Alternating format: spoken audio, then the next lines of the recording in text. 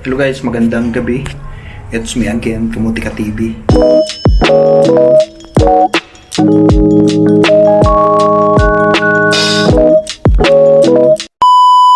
At kung hindi ka pa nakapag-subscribe, subscribe nyo na yan. And guys, thank you so much sa support nyo. And shoutout sa mga lagi nanonood dyan, mga gustong gusto na mag-Macau, and sa mga nandito sa Macau yan guys, thank you sa support din, and galingan nyo, kaya nyo yan guys. And prayer talaga, prayer is the key to success yan, para tulungan tayo ni Lord sa ating mga araw-araw na gusto mangyari sa buhay yan. Thank you so much guys sa lahat ng support nyo, and sa mga magsusupport pa lang, and thank you in advance yan. Huwag na kayo dyan, subscribe nyo na yan. And i-share nyo rin guys kung may mga kaibigan kayo na hindi pa nakasubscribe sa akin, hindi alam mga agency dito sa Macau, is pwede nyo i-share yung mga video ko. And malaking tulong yun sa inyo, hindi sa akin. Sa inyo siyempre, kasi naghanap ng trabaho, naghanap ko ng mga agency, and malaking tulong sa inyo yun. And guys, ayan, shoutout sa mga nasa Pilipinas, nasa ibang bansa. Yan, this video is para sa inyo, nasa Pilipinas, and narito rin sa Macau siyempre. Lahat na yun lahat na yun ng video na to. And guys, tapusin yung mga video ko guys, and kasi may mga nagtatanong doon sa mga video, o ano to, hindi pala tinapos yung video, kaya di niya naintindihan. Kaya nagko-comment siya kung ano yun, paano ba? Nandun nga sa video di ba? Nandun na sa video, yung pala hindi niya tinapos yung video. And guys, tapusin yung mga video dyan para maintindihan nyo lalo, di ba? Hindi yung nanood ka na nga, nagtanong ka pa, di ba? Ibig sabihin, hindi mo natapos yung video. Tapusin nyo guys yung video para maintindihan yung sinasabi ko. Ganoon. Hindi yung kalahati lang, di ba? Paano nyo maintindihan yung sinasabi ko? Paano kayo paano kayo magkakaroon ng knowledge about dito sa Macau kung hindi nyo matinatapos yung mga video ko? Tapusin nyo guys, kasi minsan nandun sa dulo, sa gitna, yung mga reminders, mga importanteng bagay na dapat nyo mapanood. Ganun. Ayan guys, shoutout kay Idol na sa Pilipinas. And ayan, nandun na sila sa Pilipinas pala. Hindi lang dito sa Macau nangyayari yan, is nandun na rin pala sila sa Pilipinas. Ayan, sa Pilipinas yung mga kawawa nandun. Ayan guys, i-share nyo to sa nasa Pilipinas. I-share nyo to, mga nasa Pilipinas. Yan yung sa Pilipinas yung kawawa kasi walang kalam-alam, diba? May nag-comment kasi dyan na nandun na daw sa Pilipinas mga ito, diba? Yan guys, shoutout sa nasa Pilipinas. Itong sasabihin ko is legit yan, totoo yan, sinasabi ko para hindi kayo ma-scam. Ayan, mayroon daw nag-alok sa mga tao doon sa Pilipinas ng trabaho dito sa Macau. Win Palace daw ma-assign. Win Palace ma-assign. Ayan guys, kung Pilipino man yan, nandito sa Macau nagtatrabaho, bibigay daw sila ng 10,000. Hindi ko lang 10,000 yung OP o 10,000. Siyempre, piso siguro yan kasi nasa Pilipinas. Yan, may 30 na raw sila doon. Paano yung 10? Di ba may 30,000 na siya? Ay, hindi Lang yan na yun. Ang laki pala nun, no? Ang laki pala ng pera niya kung 30 yun, tapos tag 10,000. Ang laki na makukuha niya dun sa mga Pilipino, kawawa naman. Yan, by January daw madideploy. Magkakaroon na daw ng visa. Siyempre ikaw, wala kang kalam-alam yun dito sa Macau, scam ka talaga. Kaya guys, nire-recommend ko na panoorin yung mga vlog ko para magkaroon kayo ng idea, diba? Hindi lang idea, kundi ma-aware din kayo sa mga nangyayari dito sa Macau. Yan guys, yun nga, sabi ko sa kanya, scam yan. Kung tao lang yan, kasi pag agency, hindi naman mga alok yan hindi yung agency lalapit sa inyo guys, kundi kayo lalapit sa agency para magkatrabaho dito sa Macau. Yung legit lang dyan na alam ko, puntang Macau is Icon Solution dyan sa Makati. Kung gusto nyo mag-apply dyan, kayo mag-apply o kayo mag-online kayo. May mga email ako in-upload. Yan. Pero yung mag-alok lang sa inyo, nabibigyan ng trabaho dito sa Macau, is scam yan. Huwag kayo magpapaniwala. Siguro ano lang yan dito sa Macau. Nang-i-scam na rin yan dito sa Macau Tapos siyempre naisip niya, mag-scam din kaya ako sa Pilipinas. Walang kalam-alam dun, diba? Kasi dito mostly aware na yung mga mandirigma. Pero meron pa rin na-scam. Hindi lahat na aware dito Yung iba talagang scam talaga yun. Scam talaga sila kasi hindi sila aware. Gusto na nila magkatrabaho, yun yung mahirap.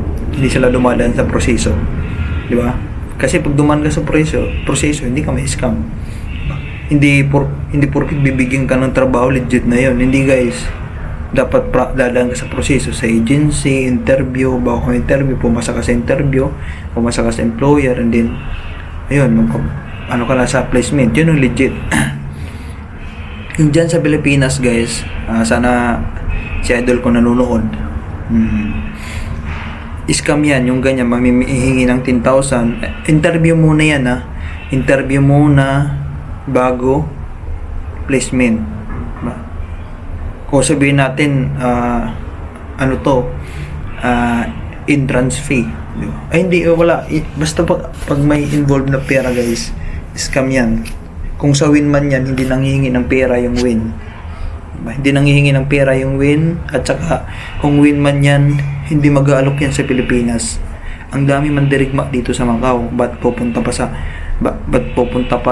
Ang dami naghanap ng trabaho dito sa Macau. Ba't pupunta pa sa Pilipinas? Sige nga, mag-isip ka nga Mag-isip ka. Pag-isipan mo mabuti yung sinasabi ng tao na yan. Diba? Ang daming tao dito, ang daming mandirigma, ang daming naghanap ng trabaho. Bakit nag-alok pa dun sa Pilipinas yung win? O, diba?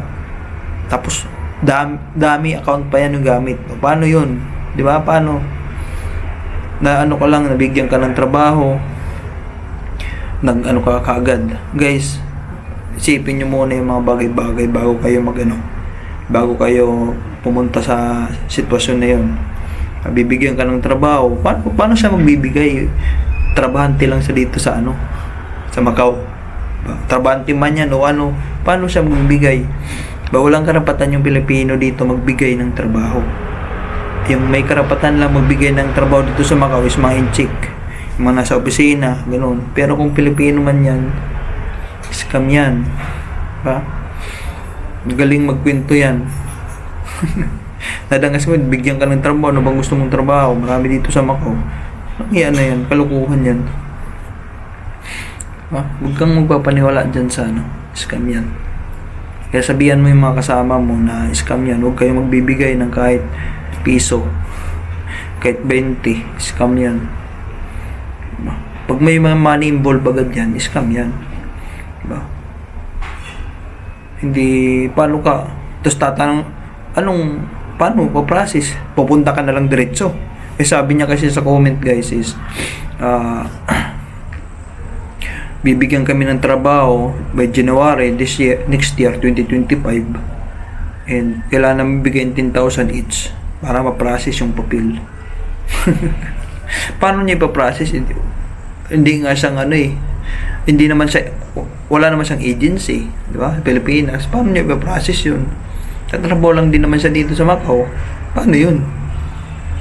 Diba? Paano niya ipa-process yung papel? Nandito sa Macau, na doon kayo sa Pilipinas. Yan? Contact. Tapos, sabihin, ma-upload kayo niyan dun sa ma-upload kayo dyan sa immigration. Tapos marami kayo 30. Upload kayo dyan sa immigration. Dapat pag galing sa Pilipinas, magano ka pa ng UWA, kung legit yan, UWA, pass medical, yan. Paglabas nyo ng Pilipinas, OFW kayo. Diba? Pero kung example, dito kayo nag-apply online sa Macau, mga agency, pinapunta kayo dito, is tourist yun. Hindi mo pwede sabihin na may trabaho ka sa Macau. Kasi i-hold ka niyan ng immigration. Kasi wala kang papel na galing sa UWA. Diba? Yan guys, ko lang din tong kung nag-apply kayo dito online sa Macau, sa mga agency at nakapasa kayo sa interview online, papupuntahin kayo ng Macau niyan. Pag pupunta kayo ng Macau, automatic tourist kayo niyan. Diba? Huwag niyong sasabihin sa immigration na may trabaho na kayo dito kasi ma-hold kayo niyan. Dapat dumangga sa proseso. Hindi kayo pwede umalis ng bansa hindi kayo pwede magtrabaho sa labas ng tourist. Diba? Ayan sinasabi ko. Pag sinabi niyo na may nakapasa po ko sa interview online, pupunta ako ng Macau para magtrabaho, hanapan ka ng papel yan. O pag hinanapan ka ng papel ng agency dito, wala naman counterpart na agency dito doon sa Pilipinas, wala na, offload ganyan. Kung may trabaho, nakakapasa ka dito sa interview, pag ano ka na lang, mag-tourist, tapos pagdating mo ng Macau, yun. Pero sasabihin mo may trabaho ka na sa Macau, offload ganyan, 100%. Ganun. Kaya guys, yung may mag-aalok dyan sa Pilipinas na trabaho sa inyo, nandito sa Macau, Pilipino, scam yan. 200% scam yan. Kaya magpapaniwala, nabibigyan kayo ng trabaho dito sa Macau. Anong karapatan niya magbigay ng trabaho? Trabahante lang din naman siya dito sa Macau. May-ari pa siya ng company dito sa Macau. Isipin niyo yun guys, mag-isip kayo. Isipin niyo mabuti yung sinasabi. Ganun. Wala siyang icon. Pwede pa icon magsabi sa'yo. Icon niya agency. O bigyan kita ng trabaho sa Macau. Pwede pa yun. Pero yung Pilipino na dito sa Macau, may trabaho daw sa Win. Tapos, bibigyan ko kayo ng trabaho. Ano bang gusto niyo trabaho? Tapos manghihingi ng pera. Scam yan. Di ba? Isipin nyo na lang guys yung mga senaryo. Dami account pa yung gamit. Di nyo kilala yung tao. Wala na. Talagang hindi ko alam kung ano natawag sa'yo pag naniwala ka pa sa ganun eh. Diba? Naniwala ka pa sa ganun, hindi ko alam kung talagang ginusto mo magpa-scam mo ano eh. Diba? Common sense na lang guys. Common sense. Diba? Tapos, iiyak-iyak ka pag na-scam ka. Kasalanan mo rin naman, hindi ka hindi mo inimbestigahan, hindi ka nag-isip. Uy, ano pala yun? Nalaman mo, ay dami pala yun yung tao na yun. Dami account pala yung niya gamit. Dapat, nalaman ko na yun, scam pala yun.